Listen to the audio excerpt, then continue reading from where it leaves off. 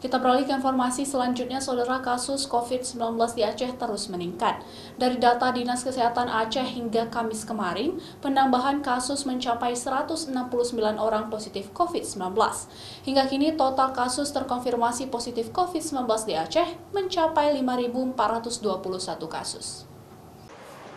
Kasus positif COVID-19 di Aceh saat ini telah mencapai 5.421 kasus, di mana 1.935 kasus diantaranya masih dalam perawatan tim medis. Sementara 3.280 kasus telah dinyatakan sembuh, serta sebanyak 205 kasus meninggal dunia.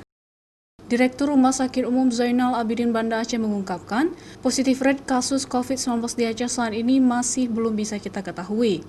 Namun kalau dilihat dari angka positif rate harian yang bisa mencapai 50 ke atas, hal ini bisa sangat mengkhawatirkan tingkat penyebaran kasus COVID-19 di Aceh. Dengan menggunakan lab PCR kontainer, RSUZA akan melakukan tes swab mandiri nantinya. Jumlah positif dari angka pemeriksaan tes swab yang dilakukan oleh tim medis harus di angka 5% ke bawah perharinya. Namun jika melebihi, maka penyebaran kasus di Aceh jauh dari terkontrol.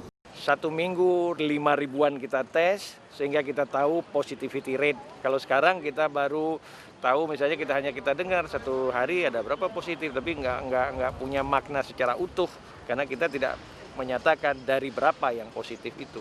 Dikatakan adalah positivity rate itu harus di bawah 5%. Kalau kita periksa 100, harus yang positif itu di bawah 5 orang. Tapi kalau kita periksa 100 masih 27 yang ini, berarti kita masih jauh sekali dari terkontrol. Selain itu, menjaga sekaligus terus menerapkan protokol kesehatan di tengah kegiatan sehari-hari dianggap sangat penting saat ini. Apalagi penyebaran virus corona dengan kasus tanpa gejala juga banyak ditemukan di Aceh.